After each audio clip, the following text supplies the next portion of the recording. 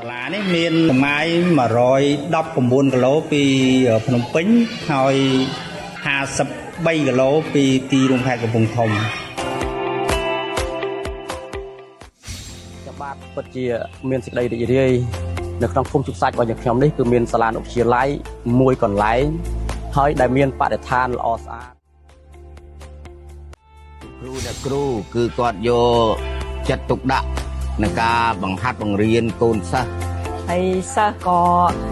ជាសិស្សល្អជាសិស្សគំរូដែលបានមករៀននៅសាលានេះសូមអរគុណដល់លោកគ្រូនាយកបាទលោកគ្រូអ្នកគ្រូផងដែរដែលលោកជានិច្ចកាលតែងយកចិត្តទុកដាក់ហើយតែងតែនឹងឲ្យតំណាក់តំណងទៅអាណាព្យាបាលសិស្សទាំងអស់សួរសុខទុក្ខសួរនឹងណែនាំតាមដានអំពីសិស្សនៅការដឹកនាំរបស់លោកគ្រូអ្នកគ្រូទាំងអស់ដែលលោកមានការខិតខំប្រឹងប្រែងនៅអភិវឌ្ឍឡើងដើម្បីរីកចម្រើននេះបាទនឹងចូលរៀនដោយលោកគ្រូអ្នកគ្រូមានសិលធម៌ល្អអប់រំក្នុងនាមខ្ញុំជាសិស្សរៀននៅសាលារៀនអនុវិទ្យាល័យឈុកសាច់នេះខាងការកករបស់លោកគ្រូនាយកលោកគ្រូអ្នកគ្រូខ្ញុំឃើញថាសាលារៀននេះមានសេវាកម្មល្អបរិស្ថានស្អាតការបង្ហាត់បង្រៀនរបស់លោកគ្រូអ្នកគ្រូមានវិជ្ជាជីវៈខ្ពស់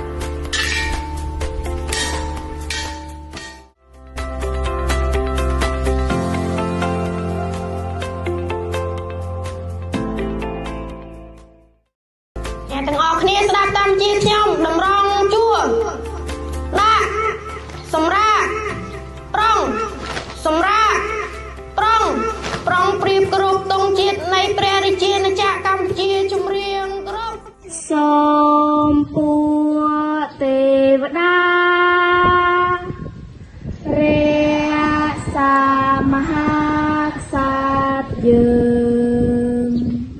ឲ្យបានរុងរឿងដោយជ័យមង្គលបាទខ្ញុំបាទឈ្មោះងួនពិសិដ្ឋជានាយកអនុវិទ្យាល័យឈូកសាច់សាលាត្រូវបានបង្កើតឡើងក្នុងឆ្នាំ2003ហើយ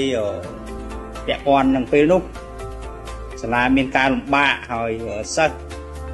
ក៏មានតែចំនួន96នាក់ហើយស្រី41នាក់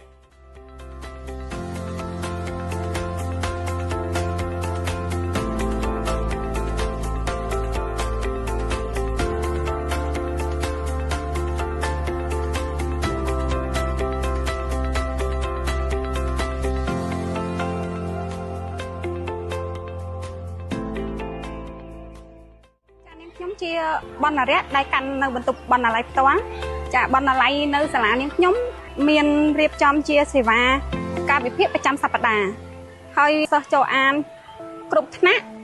មានជាបទបញ្ជាផ្ទៃក្នុងសម្រាប់ឲ្យសិស្សមើលពេលចូលអាន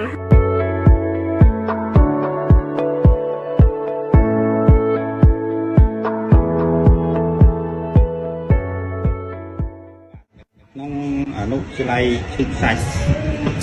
យើងនេះយើងគិតថាចំណុចដែលល្អគឺទី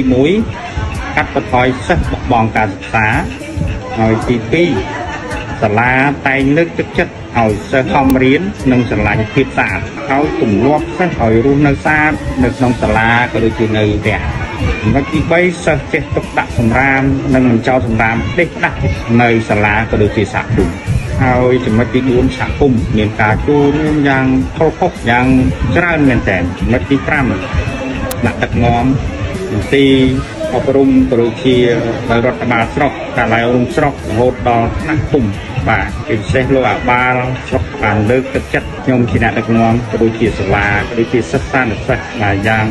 គ្រប់គ្រងយ៉ាងពេញទំហឹងតែម្ដងហើយខ្ញុំដែលជាគណៈគ្រប់គ្រងព្យាយាមអនុវត្តតាមប្រសាសន៍របស់ថ្នាក់ដឹកនាំនិងសាកល្បងចាប់យកសកម្មភាពថ្មីៗចំណេះដឹងថ្មីៗដើម្បីមកអភិវឌ្ឍសាលាអ្វីទាំងអស់នេះហើយទើបសាលាខ្ញុំមានមុខមានមាត់ខ្លាយទៅជាសាលារៀនមួយដ៏ស្អាតបាទបរិស្ថានល្អហើយនិយាយជារួមអ្នកប្រើប្រាស់សេវានៅសាលានេះគាត់ពេញចិត្តនិងរីករាយបំផុត